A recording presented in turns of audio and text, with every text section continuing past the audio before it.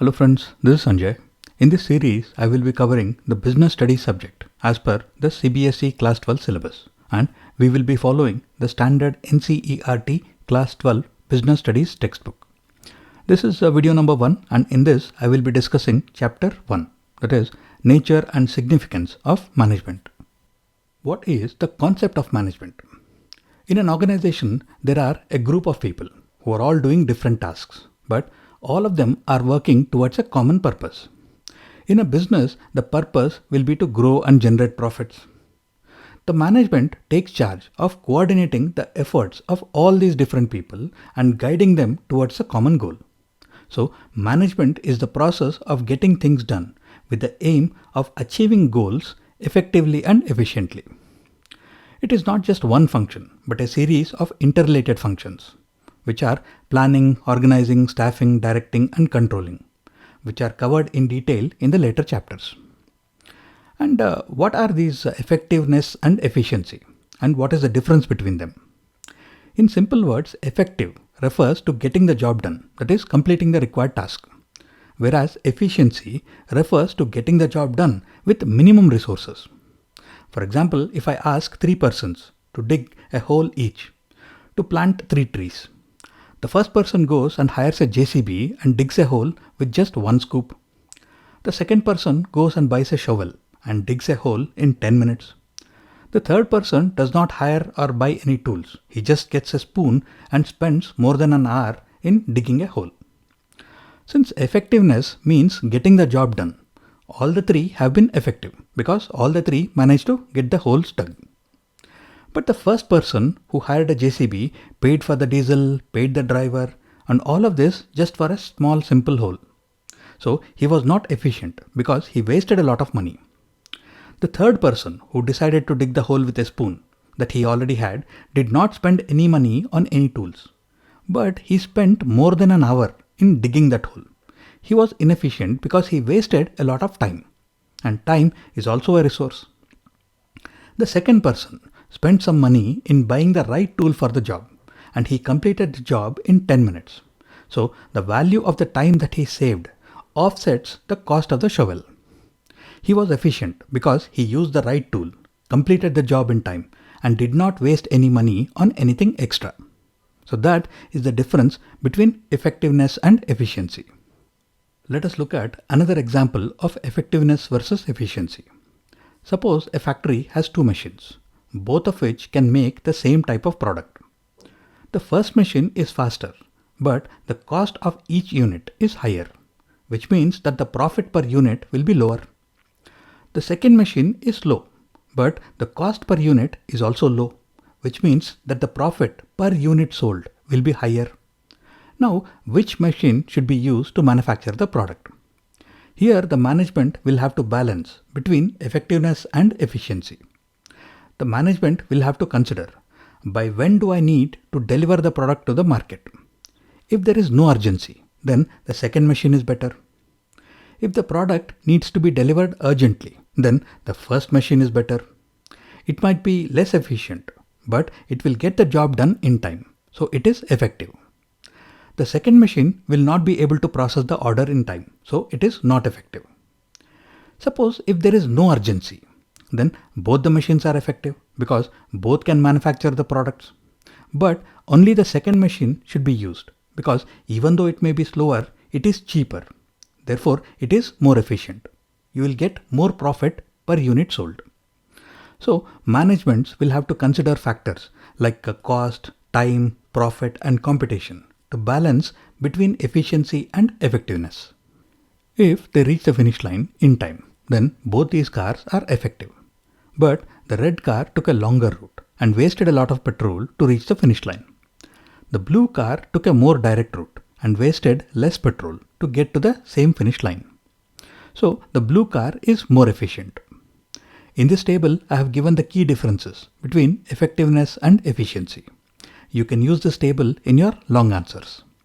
Effectiveness means doing the right things. Efficiency means doing those right things in the right way. Effectiveness means achieving the desired goal. Efficiency means achieving the goals with minimal resources, without any wastage. that is, maximizing output with minimum input. An example of effectiveness is completing a project by its deadline. Efficiency is when the project is completed using minimum amounts of resources. Effectiveness is used for setting goals. What should be achieved? Efficiency is used to decide how to achieve those goals. Effectiveness is important because if you don't reach the finish line, you don't win. Efficiency is important because if you waste a lot of petrol in reaching the finish line, then you don't make a profit. So, both of these, efficiency and effectiveness, are two sides of the same coin and both are important. You can pause the video here and note down the points in the table. Let us now talk about the characteristics of management. In the textbook, 7 important characteristics have been discussed. Management is goal-oriented, all-pervasive, multidimensional, a continuous process, a group activity, a dynamic function, and an intangible force. I will explain the meanings of each of these statements in detail. In your exam, you may be asked to write about any 2 or 3 characteristics of management. If you want to memorize all of these, then you can remember this sentence. Great artists make great, interesting and creative designs. Goal-oriented, all-pervasive, multidimensional, group activity, intangible force, continuous process and dynamic function. Management is goal-oriented. When we talk about the goals of an organization, it can be short-term goals like we have to increase sales by 10% this year, or they can be long-term goals like we have to become the biggest shoe company in India. But your textbook says that every organization has a set of basic goals which are the reasons for its existence. So the reason for the existence of a shoe company will not be just to increase sales by 10% this year. The textbook is therefore referring to long-term goals. What the company wants to achieve in 3 years, in 5 years or in 10 years. These basic long-term goals should be simple and clear. These long-term goals may also be called mission statements or vision statements sometimes. Different organizations have different goals. A business entity will have a goal to deliver some products and services and also to make a profit. An NGO may have a goal to deliver some products or services without making any profit. Goals are not always the same. They may also change and evolve over time. The management will unite the efforts of all the people in the organization and use all the resources that are available to them to work towards achieving these basic goals of the organization. The goal of Nike is to bring inspiration and innovation to every athlete in the world. Here, they want to make inspirational products. They want to make innovative products. Not just shoes, but various products. And they want to focus on athletes. And they want to be an international company. Nike doesn't say that one of their goals is to make cheap shoes or affordable shoes. Bata of Bangladesh has a different goal. They say that they want to make great shoes accessible to everyone. Their focus is clearly on making comfortable shoes, which are accessible to everyone, which means that they want to sell at affordable prices. Their primary goal is not to make innovative or expensive products, and their focus is not on athletes, but shoes for everyone. The managements of Nike and Bata Bangladesh will work with all the people and all the resources that they have to achieve these primary goals of their organizations. So, management is goal-oriented because the very purpose of the management is to achieve the organization's goals. Management is all-pervasive, which means that management is everywhere. Like you are managing your studies, your sports and other activities. Your teacher is managing your classroom. Your principal is managing your school. And your parents are managing your home. Which means that management happens everywhere. And the basic activities of management, which are planning, organizing, staffing, directing and controlling, are common to all organizations. The scale of these activities will change depending on the size and type of organization. Staffing in a small organization may mean hiring a few workers, whereas staffing in a big organization may mean hiring hundreds of workers. The culture and traditions of the country will also influence how the management conducts its activities and how they interact with people, etc. For example, in Japan, people generally do not question their superiors, whereas in the US, you are supposed to ask questions. Management is present in businesses of all sizes and even in informal organizations like your neighborhood Ganesha Pandal Samiti. In large organizations, there may be dedicated managers for different departments and functions, whereas in small organizations, a single manager or even the owners themselves will handle multiple functions. Management is multidimensional, which means that management involves managing three separate dimensions: managing the work, managing the people, and managing the operations of the organization. Work means the main products or the main services of the organization. People refers to all the people who are associated with the company in any manner. They may be employees, contractors, or casual workers. Operations refers to the process through which the product or the process is delivered to the customer. People, operations, work can also be referred to as people, process, product. And I find it easier to remember it this way because PPP. Dealing with people means dealing with people as individuals and also dealing with people as groups or as teams. Process means managing all the aspects which go into making the product or delivering the service, which means the technology, the raw materials, the people, and the finances required to make the product or deliver the service. Managing the product means all the activities like planning, budgeting, assigning responsibilities, market monitoring, etc. To manage a product means finding the answers to questions like what should the organization make, how to make it, how to sell it, at what price, etc. Large organizations may have dedicated people managers, dedicated process managers, and dedicated product managers, whereas in small organizations, the same person or the owner itself may be managing the people, the process, and also the products. Management is a continuous process, which means that management never stops. Every organization will need human resources, financial resources, physical resources like machinery or equipment, and information resources.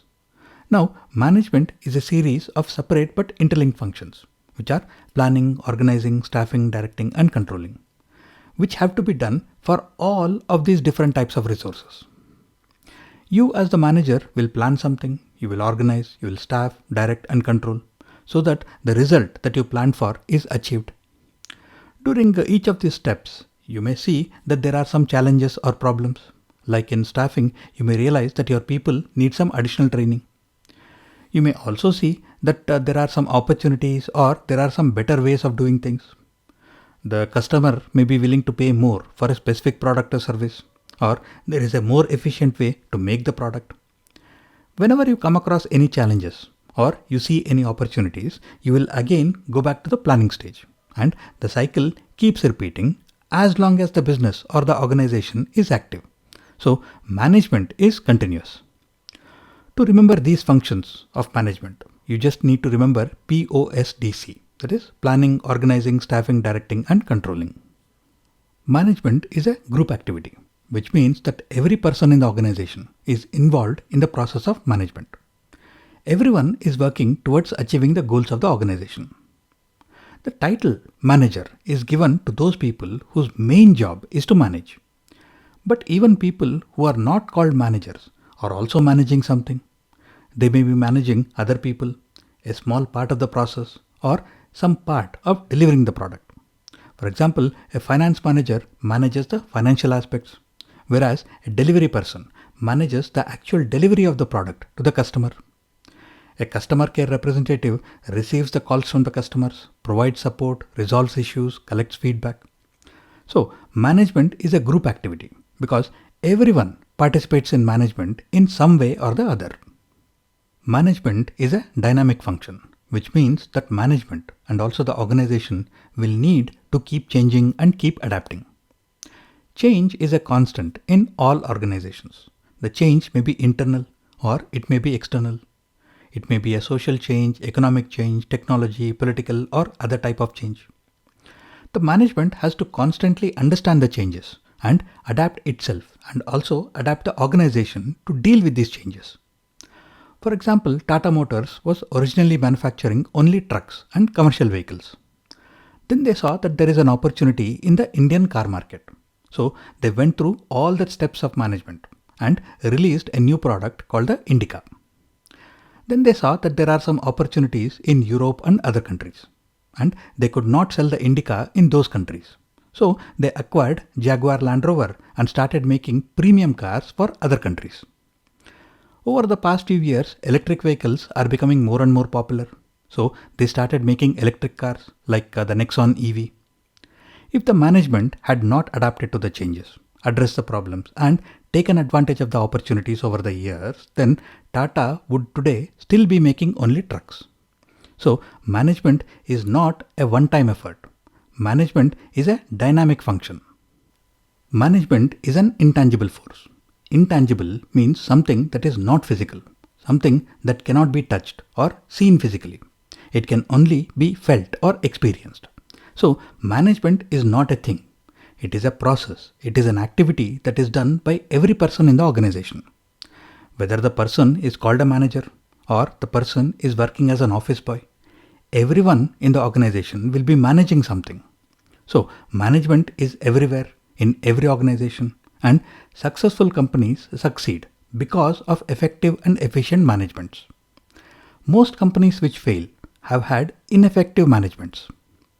Management is an intangible force because even though it cannot be seen or touched, it is a force that plays a very important part in the success or the failure of a company. What are the objectives of the management? The management of any organization has to work towards three types of objectives: organizational, social, and personal objectives.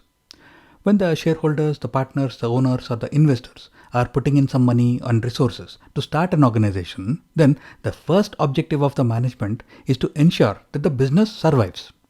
If the business itself does not survive, then there is no question of managing anything else, right? So the first objective of the management is to ensure that the business survives. Once the business does not have any survival risk, then the next goal is to generate profits. After the business is sufficiently profitable, then the next objective can be growth.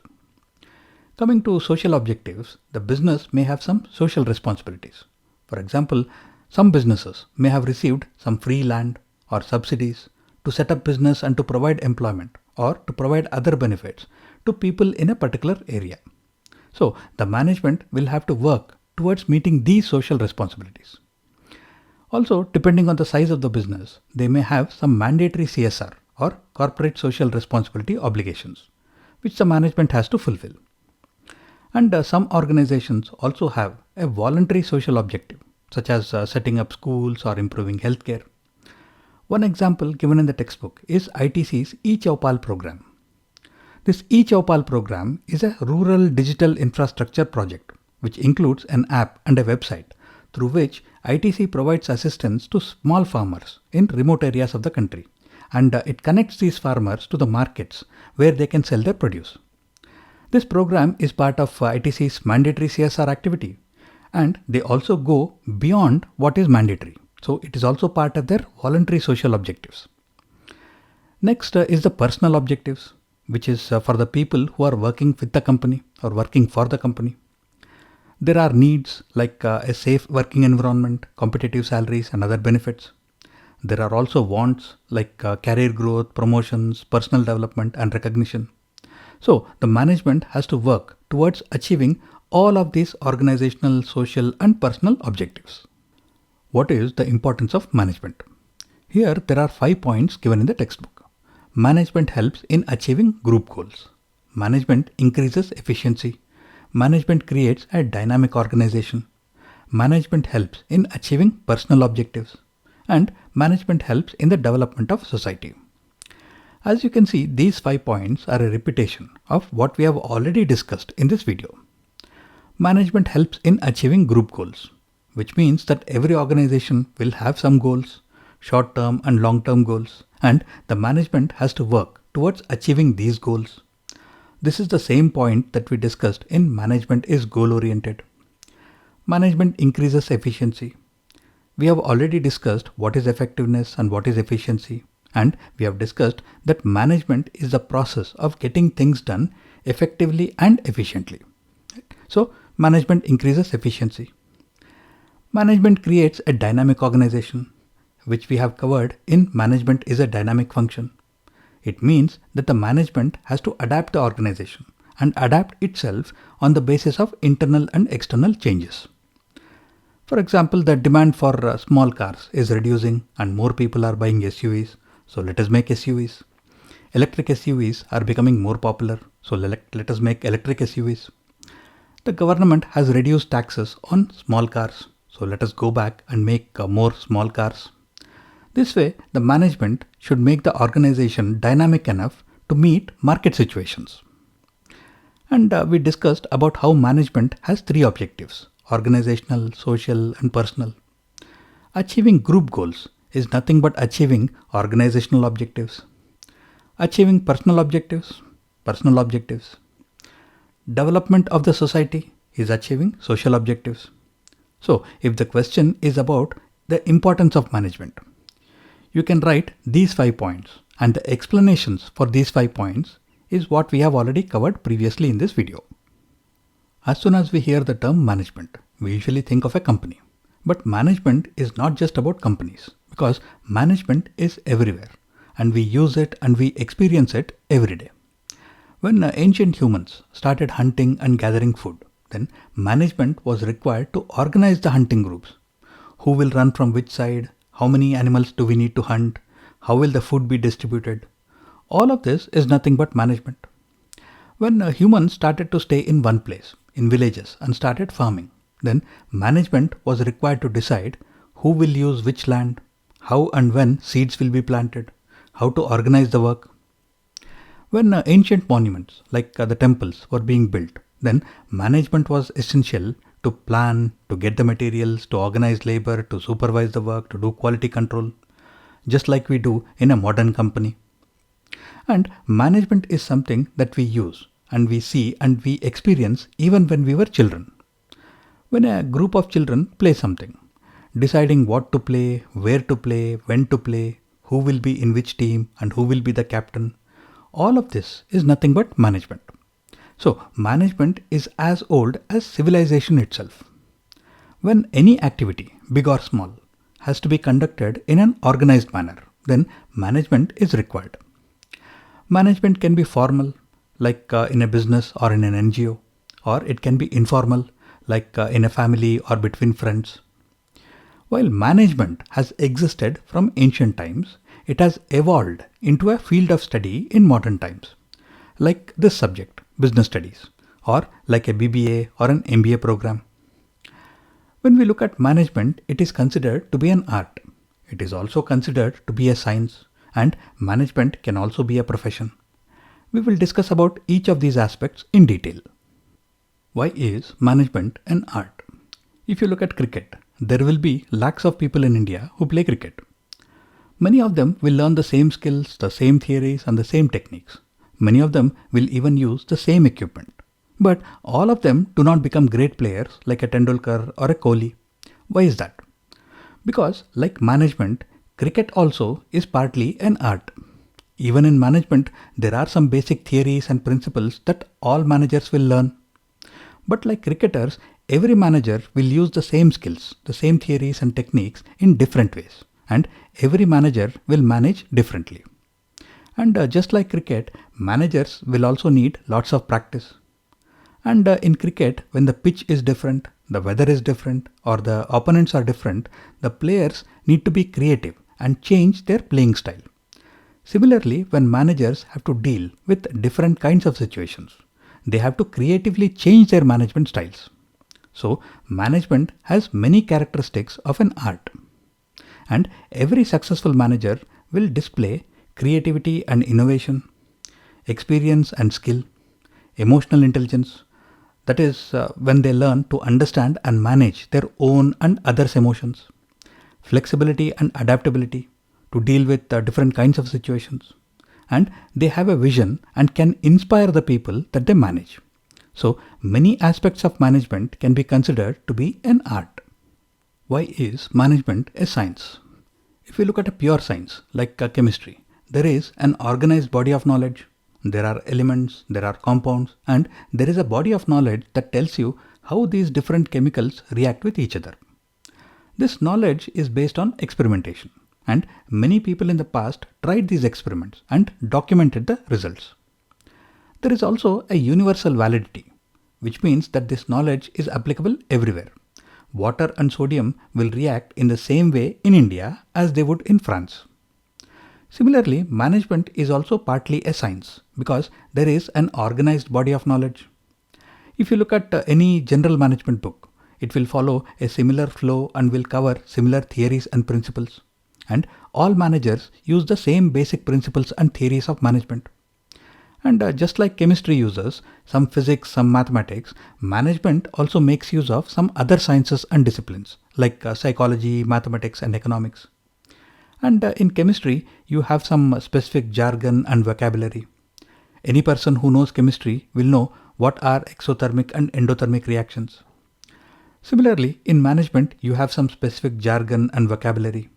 Any person who knows management will know what is a budget, what is a profit margin. And just like in science, the principles and theories of management were developed through observation.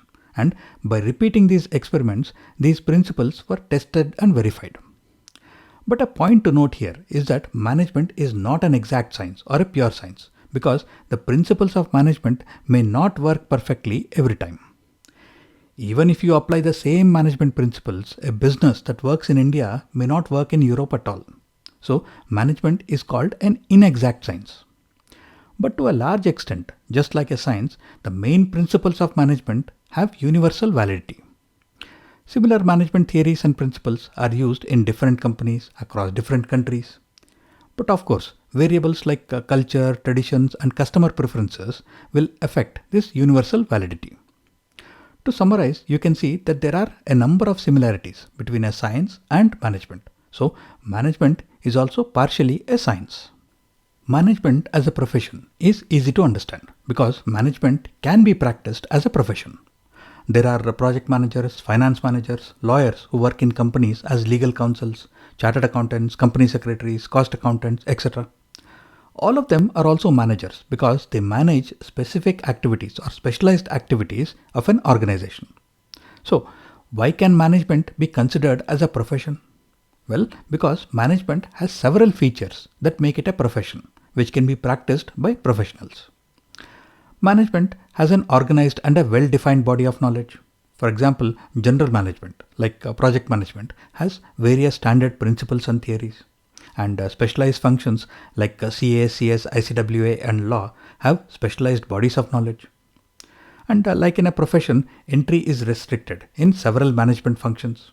You have to take the CA exam or the CS exam or the bar exam to be qualified to become a CA, CS, or a legal counsel in an organization. Professional associations like the ICAI, ICSI, and the Bar Council control and regulate specific areas of practice. They regulate what a CA or a CS or a lawyer can or cannot do even when they are working in a company. And these professional institutions can also enforce ethical codes of conduct and they may take disciplinary action if required.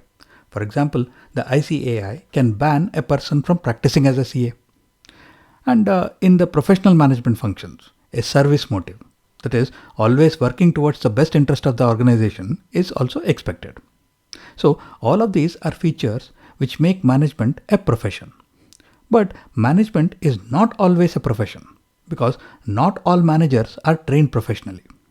You need a degree to become a doctor, but you don't need any degree to call yourself a manager. And general management does not need any specific qualifications or exams. And all of these statutory bodies may not regulate the management of informal, small, or medium organizations. Therefore, management has many features and qualities of a profession, but it is not always a profession. The next topic is levels of management.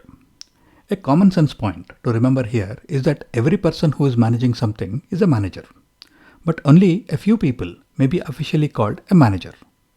When we look at a reasonably large organization, we can classify the management into 3 layers. The top management will have titles like chairman, CEO, CFO, president, vice president. These top level managers usually head different functions of the organization, like head of marketing, head of finance, head of operations. The top management sets the goals for the entire organization, and they decide the high-level strategy for achieving these goals. The middle level managers may be heads of a division, a region, a branch, or a manufacturing plant. So they will have titles like divisional manager, regional manager, branch manager, plant manager. These middle level managers implement and manage the strategies which were developed by the top management. If the CEO says that we need to increase sales by 10% this year, the middle level managers will look at what can be done to increase the sales, and they will set the targets for their departments. They will interview or select and acquire the required manpower and acquire the other resources. They will assign duties and responsibilities to their teams. They will motivate their staff to achieve the objectives with the rewards and recognitions. They will also cooperate with other departments whenever required. And the middle level managers are responsible for managing the front line or the first line managers.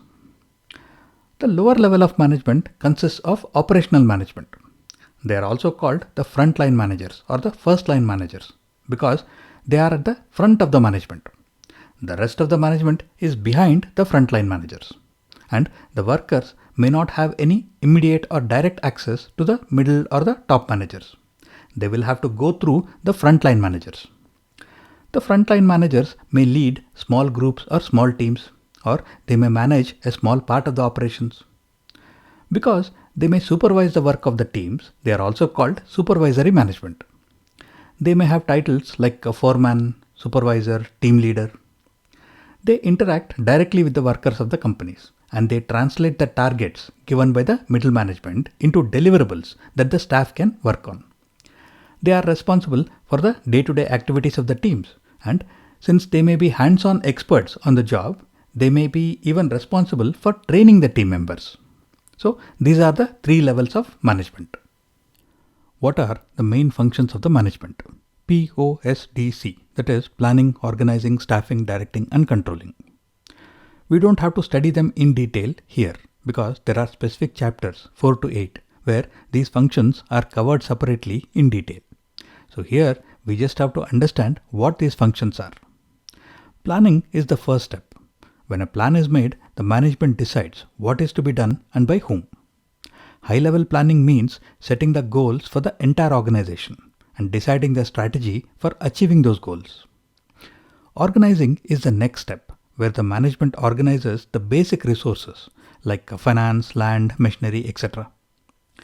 Here, the management will also decide how the team should be structured and what kind of people are required for the organization.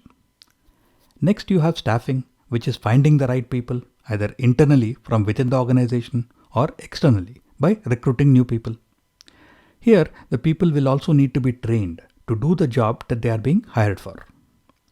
Directing is next because when the production actually starts, the management needs to direct the teams by giving instructions, by managing shifts, by motivating the workers. When the work is actually happening, then the management needs to control the work. Controlling means measuring and monitoring the performance of the workers. It also means measuring and monitoring the quality of the product or the quality of the service, which is quality control, and also measuring efficiency to make sure that time and resources are not being wasted. And when performance, quality and efficiency are being monitored, if any problems are found, then corrective actions are required to fix the issues and preventive actions to prevent the issues in the future. So these are the main functions of the management. In your textbook, it is also explained that while these functions may be shown as distinct or separate functions, managers are rarely able to do any of these functions in isolation or separately. For example, when you are planning, you may also be organizing and changing your plans based on your learnings. You may be staffing and changing your plans on the basis of the type of people that you are able to hire. These functions are so interrelated that it is very difficult to pinpoint where one function ends and where the next function begins. Now, one very important point that you need to notice here is that coordination is in the middle of all of these functions. Why? In many organizations, there are different teams or different persons performing these different functions. In large companies, there may be different teams performing different parts of the same function. For example, within control itself, there may be a production control team, there may be a finance control team. All of these different functions and these different teams are linked together through coordination. So next, we will look at coordination in detail. Why is coordination important everywhere? Quite often, you may notice that one government department will come and lay down a fresh new road. Within a few days, another government department will come and start digging up that new road to put in some drainage pipes or something else. And all the time, effort and money that was spent in laying down the new road is wasted. If there was a proper coordination between these two departments, the road could have been laid down after the drainage pipes were put in. Similarly, in large companies, if there is no coordination between different functions and different teams, there will be a lot of wastage of time, effort and money. So, coordination is very important. Coordination has been called the essence of management. Without coordination, all the different functions of the organization will be separate. Coordination is the factor that holds together all these functions and connects them. Without coordination, the manager will plan, but the plan will not get organized, or the plan will get organized, but staffing will not happen. If there is no coordination with the workers, then they will not know what was the plan. So, what does coordination do? It synchronizes the activities of the different departments. It binds, it connects, or it links together all the different management functions. Because coordination is so important in any organization, it is sometimes considered to be a separate management function by itself. And coordination starts from the planning stage itself, and it is a part of every other organizational function. The textbook lists out 7 characteristics of coordination, and all of them are simple and easy to understand. And in fact, some of them are a repetition of what we have already discussed. And you will also see that several of these points are saying the same thing in different words. A typical organization may have different departments like production, marketing, research, HR, finance, customer support. So coordination integrates group efforts, which means that the efforts by various teams and the resources that are available across the organization, all of them are integrated and focused on achieving the objectives of the organization through coordination. Coordination ensures unity of action. This is similar to the previous point because this is also saying that coordination unites the different management functions and the different departments of the organization to act as one unit. Coordination is a continuous process. Coordination is just like any other management function. It is continuous. As long as the organization is alive, there is some planning, organizing, staffing, directing and controlling that needs to be done, which means that coordination also has to be done continuously. Coordination is an all-pervasive function, which means that coordination is required across the organization, in all departments, in all teams, across all functions. Coordination is the responsibility of all managers, which is also true because top-level managers have to coordinate between themselves and coordinate with the middle management. The middle management has to coordinate between themselves, and because they are the link between the top and the operational management, they have to coordinate across these two levels as well. Operational management has to coordinate at their own level and with the middle management and with the workers or the staff. And not only the managers, even the workers or the staff have to coordinate among themselves and also with their managers. So coordination is the responsibility of all managers, means that it is an all-pervasive function. And finally, coordination is a deliberate function, which means that even if the separate departments and members of the organization are willing to cooperate, converting that willingness to cooperate into useful action requires coordination. So this is where managers as leaders have to deliberately work on coordination across the organization. What is the importance of coordination? 3 points are mentioned about this in the textbook: growth in size, functional differentiation, and specialization. When Infosys was started in 1981, it had 7 founders. Today, Infosys has more than 3 lakh employees. When it was just 7 members, they could easily talk to each other.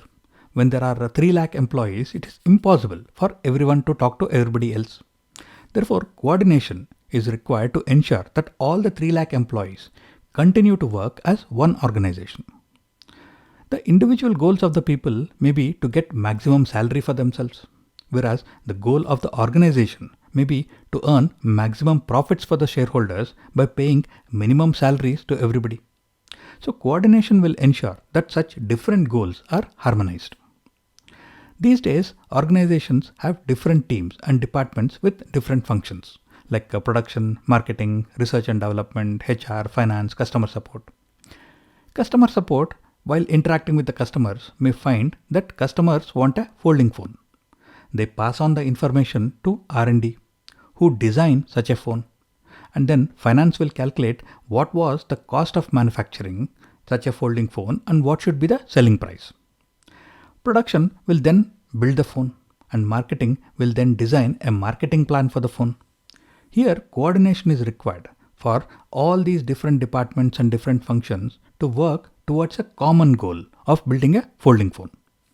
So coordination will ensure that these different functions work together for the benefit of the company. In medium and large companies, there are a large number of specialists and experts. There will be data analysts, there will be finance specialists, quality analysts, legal specialists, marketing specialists, and each one of them may have a different view on the same topic. So coordination will also ensure that such specialists can work together for the organization. One more point is that in large companies, there are different tools and technologies that are used by different teams. So coordination plays a very important role in ensuring that these different technologies and different platforms can work together. Otherwise, the finance team may have a platform that the production team cannot see, and the production team may have a platform that the HR team cannot use. Therefore, coordination is very important in ensuring that all the people, all the resources, and all the technologies within an organization are working together. Now that we have covered 3 sections from the topic coordination, as explained in your textbook, that is, coordination is the essence of management, importance of coordination, and the characteristics of coordination, you would have noticed that there is a lot of overlap between these 3 sections. Many of the same points have been repeated in the 3 sections, or the same points have been explained in different ways. So, if a question asks you why coordination is the essence of management, and you write points from importance and characteristics of coordination, your answer will still be correct. You just need to understand what is the concept of coordination, and you can always explain it in your own words. The last topic in this chapter is management in the 21st century.